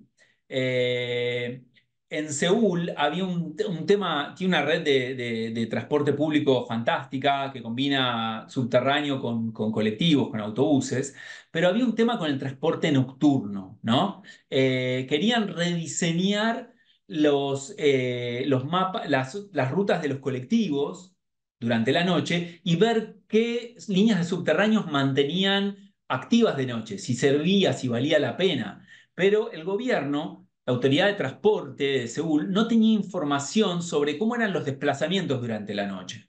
Entonces, ¿qué hicieron? Le compraron información a las empresas de telecomunicación. Cuando nosotros vamos con nuestros celulares, ¿no? A ver si alcanza acá, ahí se ve, ¿no? Cuando andamos con nuestros celulares, los tenemos con nosotros las 24 horas al día. Bueno, nuestros celulares le permiten saber a las empresas de telecomunicaciones dónde estamos, ¿no? Digamos, es un tema técnico, pero se lo cuento muy rápidamente. El celular está buscando todo el tiempo la línea, ¿no? De las torres de conexión más cercanas, y en esa búsqueda vamos como dejando, como en el cuento de Hansel y Gretel, vamos dejando miguitas, ¿no? Vamos dejando señales de por dónde estamos circulando. Entonces, la empresa de telecomunicación le dio esa información al gobierno de Seúl, que pudo entender los desplazamientos nocturnos de las personas, sean personas que trabajan durante la noche o que se desplazan para ir al cine, al teatro o ir a restaurantes o lo que sea. Bueno, el gobierno utilizó esa información sobre desplazamientos para rediseñar las rutas de los autobuses y para ver qué líneas de metro, de subterráneo, mantenía activo. Entonces eso le permitió, digamos, generar grandes ahorros en los autobuses, grandes ahorros en, en el subterráneo, pero también le permitió ajustar la tarifa de taxi para darle de una manera eficiente para darle al ciudadano más opciones, ¿no? Entonces, este es un ejemplo que a mí me encanta porque, a ver, hubo grandes ahorros, que es muy importante para un gobierno ahorrar, digamos, en Argentina hoy en día con las restricciones presupuestarias que tenemos, ni les cuento, pero también es bueno darle al ciudadano ofertas que se adecúan mucho a sus necesidades, ¿no? Porque esto además genera algo que es muy importante, que es niveles más altos de satisfacción de la ciudadanía con sus gobiernos. No importa quién gobierne, pero si el ciudadano siente que se toman decisiones que los benefician, ¿no? Que dicen, bueno, ahora llego más rápido a mi casa porque antes el subterráneo hacía 14 paradas y en la mayoría de ellas no se bajaba nadie. Hoy a las 3 de la mañana hace solamente 4 en lugares estratégicos y eso me permite llegar mucho más rápido a mi casa y hacer mejores conexiones con del subterráneo al autobús. Entonces, miren qué bueno cómo tomando, usando datos podemos tomar decisiones que nos permiten ahorrar recursos, que nos permiten ahorrar tiempo y que le dan mejores soluciones a los ciudadanos. Hay un caso también que se habla mucho, que es el caso de Estonia. Estonia, como saben, es un país situado cerca de Rusia, cerca de los países nórdicos, ¿no? Suecia, Finlandia, etcétera. Que tiene una característica, es un país muy pequeño, tiene 3 millones de habitantes y hace algunos años ya implementó una estrategia de gobierno digital al 100%. O sea, en Estonia todos los trámites se pueden hacer online, ¿no? Absolutamente todos. Tuve la suerte de estar en Estonia el año pasado y lo pude comprobar. Uno puede litigar y acceder al sistema de justicia online, puede sacar la ciudadanía online. Y lo interesante que tiene en el caso de salud es que ellos tienen un legajo 100% digital para los temas de salud. Entonces, cuando alguien tiene una emergencia y la ambulancia los va a buscar, ya el sistema se activa y saben a quién están yendo a buscar, cuál es su historia clínica, qué le tienen que hacer en la ambulancia, qué medicamentos o qué tecnología tiene que estar disponible en la ambulancia. Y cuando ese paciente llega a la guardia, llega a la sala de terapia intensiva, los médicos ya saben quién está viniendo, no tienen que hacer 20 preguntas para saber quién es. Ya saben todo de esta persona, ¿no? Entonces, eso les permite básicamente atenderlo más rápido, mejor y salvarle la vida, ¿no? Y a un costo menor también, porque se ahorran de darle o de explorar tratamientos o darle medicamentos que esa persona quizá no necesita. Teniendo el expediente digital, pueden tomar decisiones mucho más acertadas y eficaces. Entonces, tenemos mucha evidencia de por qué gestionar bien los datos nos permite gobernar mejor, ¿no? De nuevo, para recapitular y conectarnos con lo que vimos al principio de la clase, tenemos evidencia de que los datos producen valor, valor para el sector privado, pero también valor público para los gobiernos. Tenemos evidencia que nosotros como ciudadanos nos manejamos en nuestra vida cotidiana a través de las redes sociales y de las apps y de la tecnología. Compramos, eh, nos expresamos, consumimos cultura, buscamos pareja, nos conectamos con nuestra familia, todo o mayormente, digamos, con una gran incidencia de la tecnología. Entonces los gobiernos tienen que aprender a aprovechar esto. Para acercarse mejor al ciudadano, para conectarse mejor, tiene que ser a través de las tecnologías, tiene que ser aprovechando el valor de los datos, aprovechando esquemas colaborativos y poniéndose un plano de igualdad con los ciudadanos. Entonces, bueno, y para esta última fase, lo que estuvimos viendo, nos damos cuenta que los gobiernos tienen grandes activos de datos, ¿no? Tienen grandes conjuntos de datos, están sentados, de nuevo, perdón que insista con la metáfora, los gobiernos están sobre un yacimiento de petróleo que tienen que poder aprender a extraerle valor. Los gobiernos tienen que aprender a extraer valor de los datos. Bueno, ¿y cómo lo hacen? ¿No? Para esto se necesitan herramientas y estrategias, que no son muy complejas, la verdad, ¿no? Por eso se habla de gobernanza de los datos. ¿Cómo gobernamos los datos que tenemos las instituciones del sector público, ¿no? Entonces ahí aparecen 4 temas, 4 ejes que son muy intuitivos, muy de sentido común, ¿no? Entonces, primero, tenemos que aprender y tenemos que tener herramientas para generar datos y para recolectar datos, ¿no? Para que todos los ministerios y todas las áreas del gobierno generen y recolecten datos de manera homogénea, ¿no? Después, esa gobernanza de datos tiene que tener una sección dedicada a cómo almacenamos y procesamos esos datos, ¿no? No generamos datos y recolectamos datos simplemente para tenerlos guardados en un servidor. No, tenemos que tener una estrategia primero para almacenarlo y para procesarlo. Durante mi experiencia en el gobierno de la ciudad, tuvimos la oportunidad de tener un intercambio de experiencias con el gobierno de Seúl, casualmente, y ellos nos contaban, nos mostraban, tenían tres edificios, tres, digamos, gigantes que se dedicaban solo a almacenar datos. Eran lo que ellos llaman data centers, ¿no? Vos entrabas a ese edificio y lo único que había eran servidores, ¿no? Tres edificios gigantes. Y ellos decían que por supuesto que era una inversión enorme, pero se ahorraban muchísimo dinero a través de poder almacenar grandes volúmenes de datos, porque luego venía la fase 3 y 4, ¿no? Que era poder sacar valor de esos datos, ¿no? Entonces, fase uno generar datos y recolectarlos. Fase 2 poder almacenarlos y procesarlos. Fase 3 intercambiar datos, que dentro de las áreas de gobierno haya posibilidades de intercambiar información. Es muy común cuando uno trabaja en un gobierno que busca determinada base de datos y te dicen, no, eso es del Ministerio de Seguridad. Y cuando uno va al Ministerio de Seguridad, dicen, no, esta base de datos es nuestra. Si la querés, tenemos que firmar un convenio y yo te la voy a dar como, digamos, supónganse que estamos en el Ministerio, no sé, en jefatura de gabinete, yo te la voy a dar, pero tenemos que firmar un convenio. Eso es ridículo. ¿Cómo va a haber que firmar convenio para intercambiar datos adentro de un mismo gobierno? Bueno, esto es algo que los sistemas de gobernanza de datos solucionan muy bien, ¿no? Todos los datos son del gobierno y en todo caso habrá datos que por alguna situación particular no son de acceso para todos, pero esa restricción en el acceso tiene que estar muy bien fundamentada. Hoy en día la restricción es, porque los datos son nuestros. Y los funcionarios y funcionarias o empleados están parados literalmente sobre esos datos y no los comparten. Bueno, eso es una inercia cultural que tenemos que empezar a cambiar y que los modelos de gobernanza de datos nos ayudan a solucionar, ¿no? Entonces, digamos, esto se los cuento con experiencia, ¿no? Habiendo trabajado en gobiernos, esto es algo común y permanente. Y dentro de la fase 3 no solamente generar herramientas para intercambiar los datos hacia dentro del gobierno, pero también para establecer las reglas para compartir datos con el afuera, ¿no? Cómo el gobierno comparte datos con, por ejemplo, empresas del sector privado. Por ejemplo, los gobiernos, las áreas de transporte le dan acceso en tiempo real a los datos que tienen de transporte y de tránsito, por ejemplo, a Google y a Waze, que son estas apps que utilizamos cuando queremos ir de un lugar a otro y queremos saber cuál es la ruta más eficiente. Y tanto Google Maps como Waze nos dicen, anda por acá, anda por allá, no vayas por tal lado porque hay un corte, porque hay un choque, porque están construyendo un pueblo, están arreglando la ruta y no te conviene. Bueno, esa información Google Maps y Waze la sacan de los propios usuarios de las aplicaciones que generan datos al usarlas, pero también de datos que le dan en tiempo real los gobiernos a través de las APIs, ¿no? Entonces, intercambio de datos es entre gobierno, digamos, hacia adentro del gobierno, pero entre el gobierno y el sector privado y la comunidad. Y después, ¿qué datos publicamos? De todos los datos que tiene un gobierno, ¿qué datos se publican?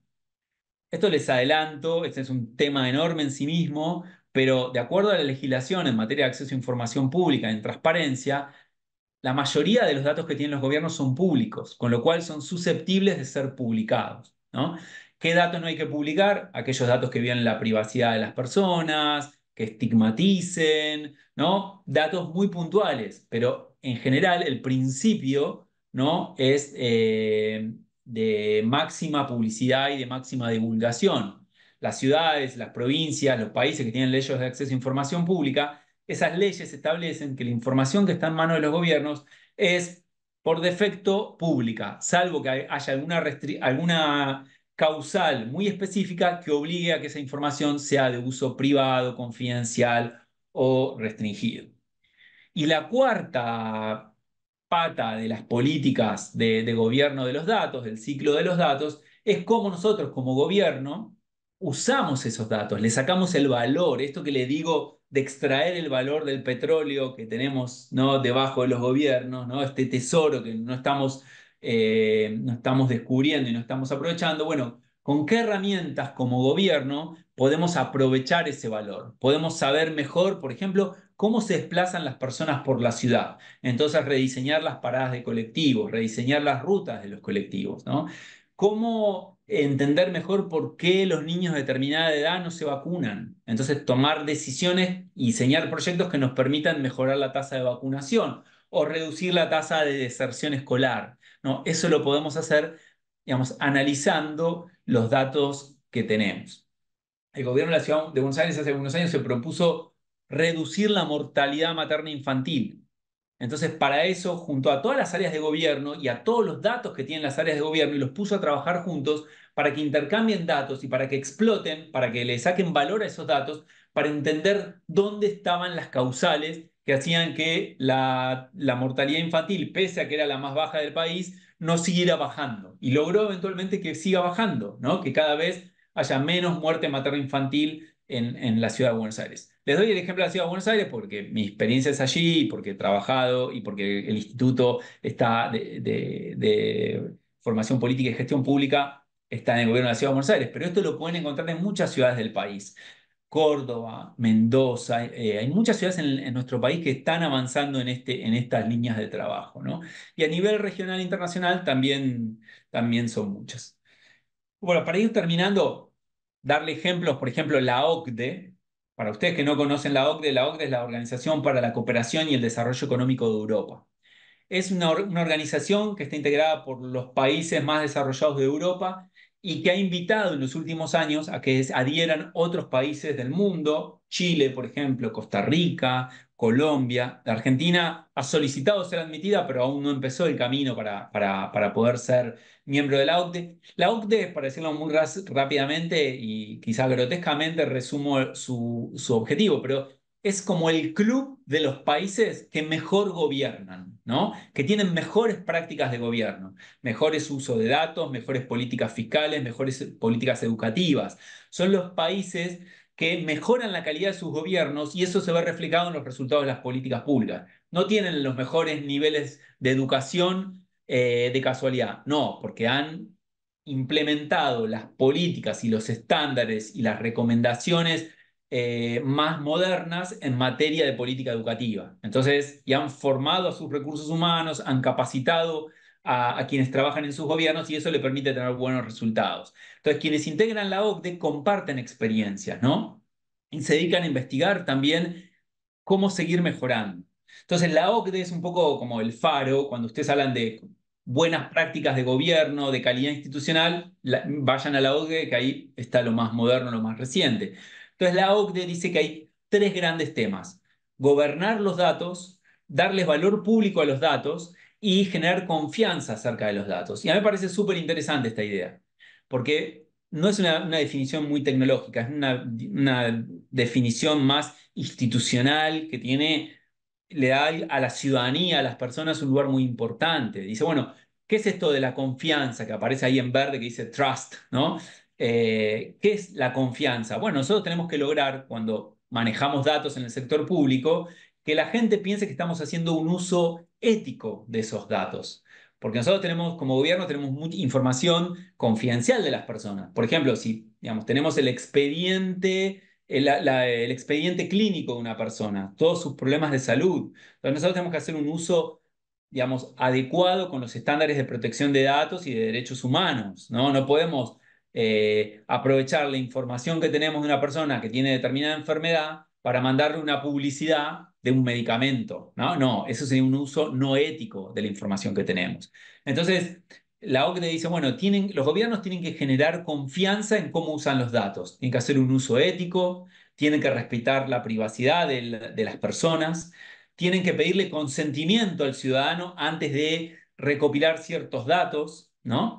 Tienen que ser transparentes en cómo manejan esos datos personales y tienen que tener buenas políticas de ciberseguridad, digamos, porque si nosotros recopilamos datos sensibles sobre las personas, como por ejemplo el expediente clínico digital, y después sufrimos un hackeo y esa información es robada, bueno, los hackers generalmente roban la información para venderla. Se la pueden vender a farmacéuticas, como les decía, para que sepan qué ofrecerle a cada una de las personas, qué medicamento ofrecerle. Entonces, la ciberseguridad es importantísima en la política de gobierno de los datos. Entonces, bueno, una pata es la confianza. Otra pata es la gobernanza de esos datos, ¿no? Se necesita liderazgo, se necesita visión, se necesita la implementación coherente de un plan de gobierno de esos datos. Esa gobernanza tiene que incluir el marco normativo, las reglas que definen cómo gobernar esos datos, qué se puede hacer con esos datos, qué no se puede hacer. y dos temas que son un poquito más técnicos, que es definir la infraestructura de los datos y la arquitectura de esos datos, que básicamente sería decir, bueno, cuando, cuando le pedimos al ciudadano datos, tiene que haber como una arquitectura unificada, ¿no? Si yo, por ejemplo, si desde el Ministerio de Educación le pedimos el domicilio a un niño que se anota en el sistema educativo, la forma de tomar el domicilio tiene que ser estándar para todo el gobierno, ¿no? No puedes poner Avenida San Martín 140 y otros ponen a la abreviación A, B corta de A, de avenida, punto, San Martín 140 y otros ponen San Martín 140, porque la información que estamos tomando es, digamos, es incompatible, después no podemos cruzar, tenemos tres domicilios distintos, ¿no? Y tenemos que encontrar forma de que los gobiernos nos pidan una vez nuestro domicilio, ¿no? Una vez que ya se lo dimos, cada vez que hacemos un trámite con el gobierno nos tienen que volver a pedir la misma información. Bueno, todo eso tiene que ver con la infraestructura de datos y con la arquitectura de datos. Eh, entonces, yendo ya a la práctica y para ir terminando, generalmente esta idea de gobernanza de los datos se traduce en que los gobiernos tengan una oficina de datos. En algunos casos se llama Oficina Central de Datos, en algunos casos se llama Oficina de Políticas Públicas Basadas en Evidencia, en algunos casos se llama la Oficina del Jefe de los Datos o el Chief Data Officer, como le dicen en inglés. Acá le voy a poner, para los que no hablan inglés, Chief Data Officer. Si ustedes buscan en inglés o saben inglés, quieren googlear, aparecen mucho ejemplos de cómo las ciudades están gobernando los datos, son a través de oficinas de jefes de datos, ¿no? De Chief Data Officer. Y cuando empezamos a mirar, miramos, tenemos ejemplos: Barcelona, Nueva Orleans, San Francisco, Seúl, Nueva York. Vemos que sobre todo las ciudades están diseñando estrategias para gobernar los datos. Y esto me parece sumamente interesante. ¿Por qué? Porque las ciudades son los gobiernos que están más cerca del ciudadano, los que están más conectados, más cerca en el día a día. Entonces, el gobierno de los datos en los gobiernos locales tiene mucho más impacto en la vida cotidiana de las personas. Entonces, lo que estamos viendo hoy es que ha explotado esto del gobierno de los datos, se está explotando en el buen sentido, digamos, está floreciendo. Cada vez vemos más gobiernos locales que están preocupados por cómo gobernar sus datos. Entonces nosotros en el gobierno de la Ciudad de Buenos Aires hace algunos años empezamos a mirar cómo lo estaban haciendo otras ciudades para entender cómo lo podíamos hacer nosotros, ¿no? Entonces definimos, bueno, que un poco la misión de una oficina que se dedica a gobernar los datos es poder justamente gestionar los datos que tiene el gobierno con una visión estratégica, ¿no? Tener una visión estratégica es saber para qué. No es simplemente para tener todo ordenado, prolijo y que sea fácilmente intercambiable, sino porque queremos utilizar los datos para tomar mejores decisiones de política pública, por ejemplo. Eso es tener una visión estratégica.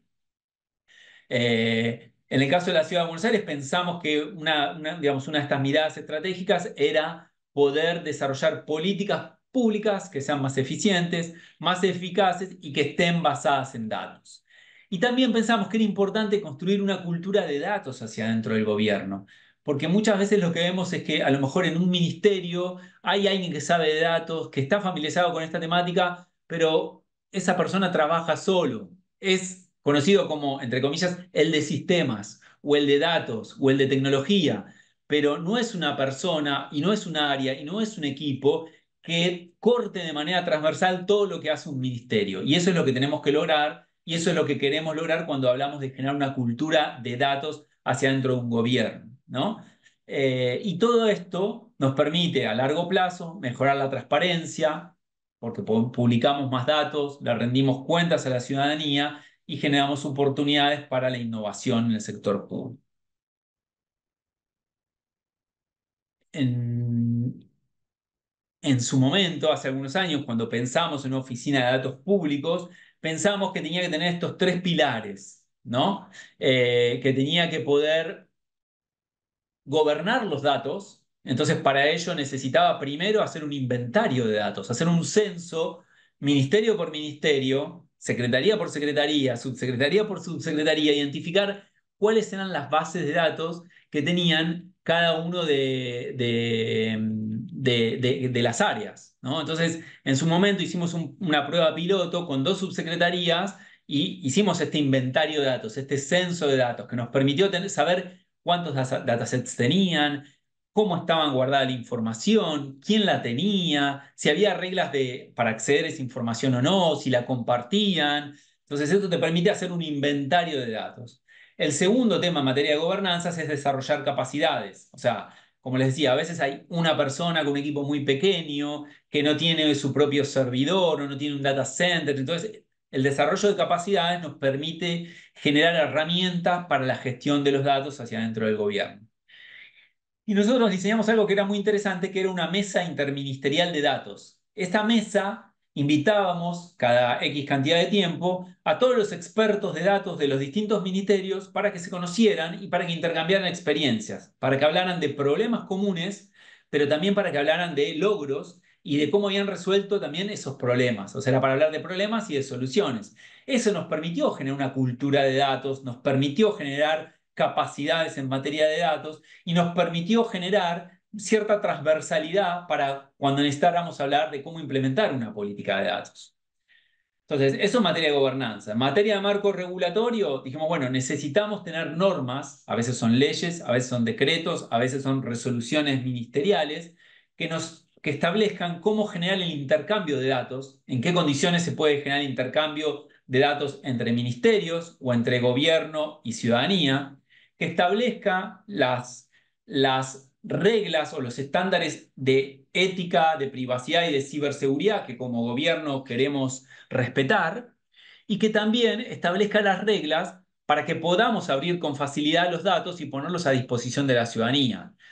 Esto que les digo, de hacer un cambio cultural, en vez de decir, no, yo la información que tengo como gobierno solo la doy cuando me la piden, que es el paradigma antiguo, es el modelo antiguo, al nuevo moderno de transparencia activa y de máxima divulgación, que dice, no, yo como gobierno doy todo, aunque no me lo pidan, lo pongo en internet, lo pongo en el portal de datos abiertos. Y lo que no pongo, lo que no publico es aquello que es privado, confidencial, de acuerdo al marco regulatorio vigente en mi gobierno, ¿no? En mi localidad, en mi municipalidad o en mi provincia.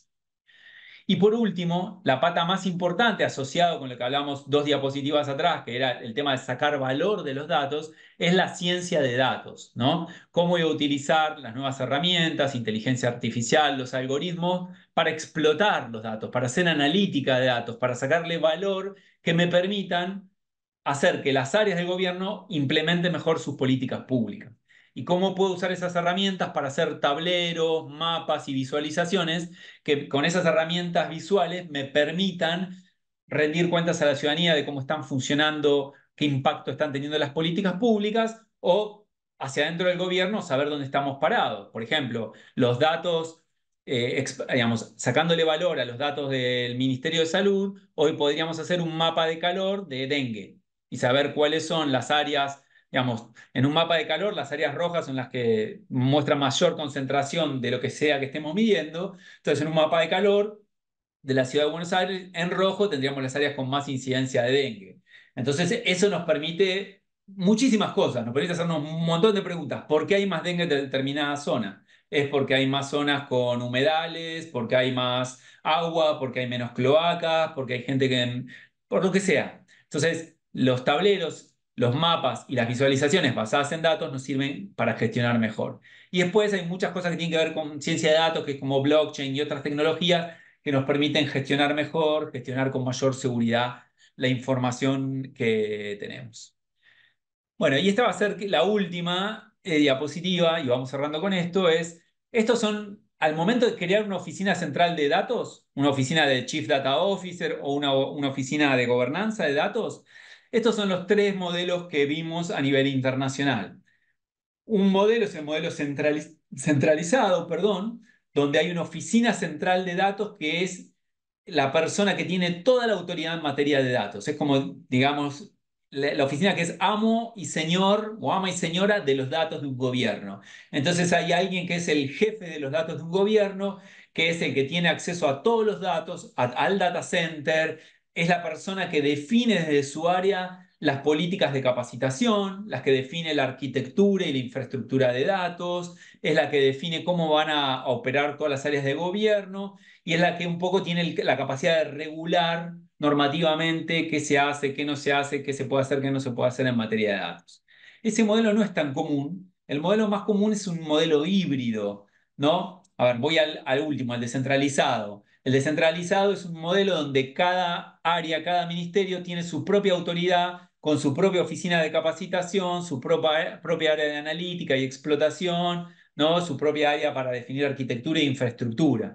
Ese es un modelo muy ineficiente porque tenemos muchos equipos en muchas áreas de gobierno. Entonces, lo más eficiente, según los modelos que yo he visto, es el modelo híbrido, donde tenemos una unidad central de datos dentro del gobierno que puede estar ubicada en la jefatura de gabinete, en la oficina del gobernador o del jefe de gobierno o del intendente, y después oficinas descentralizadas como en cada uno de los ministerios con equipos pequeños, pero que articulan permanentemente con la oficina central, ¿no? Entonces, cuando la oficina central diseña una política de capacitación, lo hace obteniendo la mirada, insumos, feedback, opiniones de los expertos que están en las áreas de gobierno que saben cuáles son las necesidades en materias de capacitación de cada una de las áreas, ¿no? Entonces se genera un esquema colaborativo donde hay una oficina central que trata de implementar de manera coordinada y consensuada con las distintas mini oficinas de gobierno o delegaciones o enlaces, se le dice, en cada uno de los ministerios, ¿no? Entonces, estos son los modelos que tenemos al momento de implementar con estrategias de gobierno de los datos en las ciudades. Podemos seguir hablando un rato más, pero bueno, me parece que ya fue un rato largo, casi una hora y media de exposición y no quiero abrumarlos o aburrirlos. Lo que les propongo es que dedicamos unos minutos, si hay algunas preguntas, si quieren hacer en el chat, van poniendo preguntas y yo las voy leyendo y vamos conversando, ¿no? Pero bueno, esa es la introducción. En otras ocasiones les quiero confesar que empecé a hablar directamente de gobernanza de datos y la temática de datos en ciudades sin dar el contexto que les di hoy. Y siempre notaba que había muchas preguntas que tenían que ver con el contexto, de cómo llegamos hasta acá, porque esto es un desafío. Entonces me pareció que la hilación que hice en el día de hoy, de contarles cómo está cambiando el mundo, cómo ha cambiado en los últimos 15, 20 años y qué implicancia esto tiene para los gobiernos, me pareció mucho más potente, porque si logré convencerlos, ustedes se tienen que ir de acá convencidos de que si están trabajando en un gobierno no puede gobernar sin trabajar colaborativamente con los ciudadanos y sin hacer el uso de los datos que tienen los gobiernos y sin usar el potencial de las plataformas y de las redes sociales. Entonces, ese es un poco el mensaje que les quería dar. Bueno, voy leyendo algunas de las preguntas. A ver, si se me pasa alguna después, Ariel, te pido ayuda. Dale, dale. Martina pregunta, ¿se necesita una reconversión tecnológica grande para llegar a la gobernanza de datos? No, se puede trabajar con lo que hay. O sea, un gobierno tiene un nivel determinado de desarrollo en materia de tecnología y datos. Bueno, uno puede trabajar con lo que hay. Por supuesto, gobiernos más chicos, más pequeños, con menos población o con menos territorio, suelen tener menos infraestructura tecnológica, pero no necesitamos transformar la infraestructura tecnológica que tenemos para avanzar para avanzar a pensar cómo gobernar nuestros datos. Lo poquito que tengamos lo podemos gobernar con la tecnología que tengamos. Eh, Nilda pregunta, ¿tiene que ver mucho con los Objetivos de Desarrollo Sustentable, los ODS, como se conocen? Tiene que ver en el punto, para mí, que tener datos te ayuda a poder medir cómo estás avanzando en el logro de los Objetivos de Desarrollo Sostenible. Los Objetivos de Desarrollo Sostenible, para aquellos que no lo saben, son 17 objetivos que fijó Naciones Unidas, con el consenso de todos los países que integran la ONU, y tienen metas específicas que tenemos que lograr para el año 2030 en materia de desarrollo, ¿no? Terminar con la pobreza, reducir no sé, las desigualdades de género, digamos, proteger el medio ambiente, y muchos más, lo pueden googlear con facilidad. Bueno, para poder medir si estamos avanzando bien en eso, tenemos que tener datos de cómo estamos funcionando en materia de educación, de salud, etcétera. Entonces sí hay un componente muy fuerte de eso. Y el ODS 16 en particular tiene muchos temas de transparencia, de rendición de cuentas, de gobierno abierto, ¿no? Y ahí entra de manera transversal los temas que vimos hoy. Joana pregunta cómo fue el uso de los datos de los usuarios de Facebook y la candidatura de Donald Trump para que le fuera bien en su campaña. Bueno, es un tema larguísimo, Joana, es el tema de Oxford Analytica, esta empresa que le ayudó a Trump a explotar los datos que tenía Facebook para saber bien cómo llegar a los votantes, pero también cómo activar a los votantes para que vayan a votar, cómo activar a los votantes más conservadores, cómo hacer que muchos votantes se enojen y eso los motiva a ir a votar. Es un tema apasionante para los que les interesa. Hay un documental fantástico sobre Oxford Analytica, que es la empresa que finalmente terminó siendo un escándalo, porque Oxford Analytica usó datos de Facebook, que Facebook te vende los datos, pero no te los debería vender para estas cosas. Entonces fue un escándalo mundial que todavía no se saldó hasta el día de hoy. Ahí José Luis preguntaba dónde estaban los datasets del GCBA. Bueno, y Estefanía le puso el link. Gracias, Estefanía. Eh, eh, bueno, Diana hablaba de todo lo que es el uso correcto y ético de los datos. Ese es un temón. Hoy uno de los grandes temas de gobernanza de datos es el uso ético de los datos, ¿no? Y el uso ético de la inteligencia artificial. Dos temazos que da para varias clases en particular, ¿no? Específicas. Eh, en Álvaro, el te interrumpo un inventario de datos, segundito. Estefanía. Sí, Ariel. Te interrumpo un segundito para responder algunas dudas que estuvieron haciendo durante la charla, principalmente el tema de la Dale. certificación o del certificado que les vamos a dar. Va a ser solamente para los que asistan a los dos Zooms. Nosotros obviamente hacemos un seguimiento del presentismo y una vez que termina la última clase, hacemos una descarga de todos los datos justamente de los presentes y cruzando esa información mandamos los certificados a los que estuvieron en ambas clases. Y con el tema de la grabación de este Zoom y también del que se va a hacer el jueves que viene en el mismo horario, sí, lo vamos a subir después, no se preocupen, va a estar en YouTube, en el YouTube del instituto. No sabemos bien todavía la fecha, pero calculamos un par de semanas después de que termine la segunda clase, lo vamos a subir para que lo tengan disponible. ¿Está bien? Quería aclarar eso. Gracias, Ariel. Bueno, leo las últimas preguntas medio rápido. Estefanía pregunta por el inventario de datos, cómo se puede elegir qué datos son relevantes y qué datos no tanto, se elige y se usan todos. Bueno, hay herramientas, esto es una cuestión más técnica de metodología de censo de datos, que es bastante complejo, pero básicamente, muy cortito, te digo, se recopila todo. Después ves que lo interesante es ver qué datos, una vez que hiciste ese barrido, qué porcentaje de datos te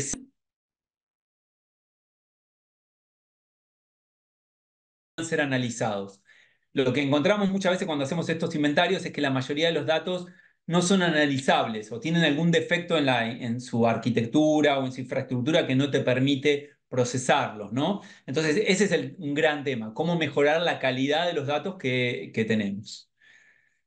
Después Natalia pregunta cómo se hace la concientización. Bueno, como en todo cambio cultural en el sector público hay que diseñar una estrategia, un plan, tiene que ver con capacitación, con comunicación. También da para largo, pero hay que diseñar un plan a medida para entender, bueno, cuáles son las necesidades. Necesitamos capacitar, necesitamos concientizar, necesitamos liderazgo político. A veces necesitamos que el jefe de gobierno o la gobernadora o no sé, la intendente dé una señal clara con estos temas. Es una combinación de temas, ¿no? Comunicación, liderazgo, capacitación. Eh, ¿En qué nivel de transparencia o actualización de datos se encuentra Cava? Pregunta Jorge. Cava en particular está muy avanzada con lo que es datos abiertos. Durante muchos años, no sé, en los últimos años, hasta el 2020, estaba primera en el ranking de datos abiertos. O sea, era la ciudad que más y mejores datos publicaba en formato abierto, en ese portal que está acá en el chat. Entonces, era una ciudad que había sido pionera. No era la única. Hay muchas ciudades que no tienen que ver con el tamaño, ¿no? Pero bueno, Bahía Blanca en su momento tenía grandes avances en materia de datos, Mar del Plata, Pergamino, Río Tercero, digamos, ciudades de distintos tamaños que tenían muy buena política, sobre todo de publicación y apertura de datos. Una pregunta de Elizabeth que dice, ¿cómo estas oficinas de datos pudieran influir en la toma de decisiones desde un punto de vista de participación ciudadana? Súper buena la pregunta, Elizabeth. Hay herramientas para que estas oficinas, digamos, nos ayuden a tomar la mirada ciudadana, ¿no? Eh, digamos, esto es larga la respuesta, pero es muy buena la pregunta. Lo que te puedo adelantar es que, siguiendo el paradigma de gobierno abierto que les contaba hoy, ¿no? promover herramientas de participación ciudadana, espacios de participación ciudadana en todas las áreas del gobierno hoy en día es clave. Y podemos recabar información sobre preferencias de los ciudadanos en distintos temas de manera coordinada entre las oficinas de gobierno de datos y las oficinas de participación ciudadana. Y esto es algo que se hace y hay muy buenas experiencias en muchas ciudades del mundo. Así que ustedes diste en la clave con esta pregunta. Eh, ¿Cuál podría ser un buen roadmap para desarrollar el tema? Para desarrollar el tema de gobernanza de datos, bueno, los gobiernos, digamos, yo como les contaba, en el gobierno de la ciudad de Buenos Aires hubo un área que fue la mía, que tenía que ver con el gobierno abierto dentro de la ciudad de Buenos Aires, que se alió con el área de tecnología, que estaba en otro ministerio, y ahí empezamos a pensar qué necesitábamos en materia de datos, qué teníamos y qué no teníamos. Hay metodologías que te permiten realizar una autoevaluación sobre madurez de datos. Entonces te recomiendo, podés googlear un poco sobre eso, encontrar algunas de estas herramientas, si no después podemos dar en la próxima clase, en el próximo encuentro podemos dar el link a estas herramientas que te permiten saber qué cosas tenés bien hechas y qué cosas te faltan. Entonces con ese ejercicio de autoevaluación podés empezar a trabajar una hoja de ruta para avanzar.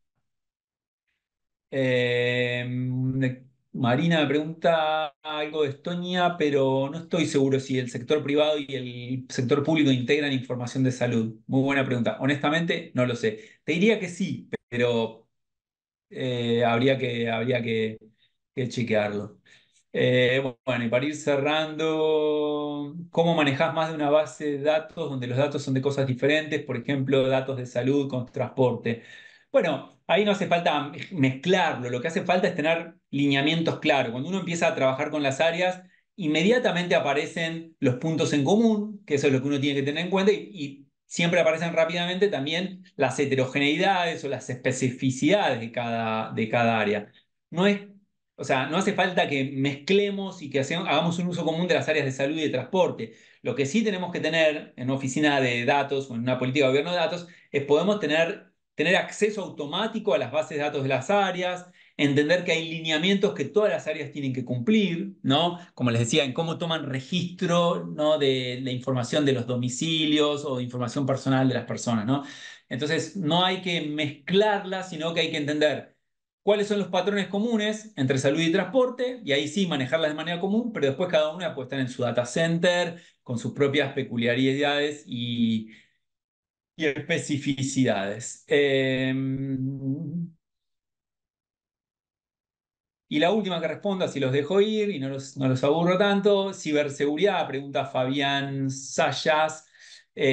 Nosotros tenemos algún departamento que se dedica a la parte de seguridad de datos. Generalmente las oficinas que gobiernan datos tienen el área grande de seguridad. Cuando no existen estas oficinas, generalmente esto lo tienen las áreas que manejan los data centers o las bases de datos, ¿no? Donde se alberga la información. A veces es la Secretaría de Información, de Tecnología, a veces hay secretarías de información, a veces hay secretarías de transformación digital o de innovación, ¿no? El área central que maneja los datos tiene que tener una política de ciberseguridad y debería ser la que define la política de ciberseguridad de todo el gobierno. Como intuirán, eso muchas veces no pasa. Entonces, ocurre que el Ministerio de Seguridad tiene su propia política de ciberseguridad para los datos de crimen y delito. El área de salud tiene su propia política de ciberseguridad para los datos que ella gobierna. Bueno, esto es una forma descentralizada, pero desaprovecha, ¿no? Lo que llaman las economías de escala, ¿no? Porque todas las áreas de gobierno tienen básicamente los mismos problemas en materia de seguridad, o la gran mayoría comparten de problemas en materia de ciberseguridad. Entonces, hoy en día, cuando uno mira qué promueve el Banco Mundial, qué promueve el BID, qué promueve la OCDE, te dicen, tenés que tener una política de ciberseguridad centralizada. Más allá de que después cada área de gobierno pueda agregar un poquito más desde su propio ministerio, desde su propia ORG. Así que bueno, les agradezco por todas las preguntas, les agradezco por la atención. El próximo encuentro vamos a hablar un poco más de la parte más de cómo los gobiernos comparten los datos hacia afuera, qué son los datos abiertos, qué beneficios tienen y qué ejemplos del mundo podemos tomar para saber hacia dónde ir con estos temas. Así que bueno, espero que les haya resultado interesante y nos vemos la clase que viene.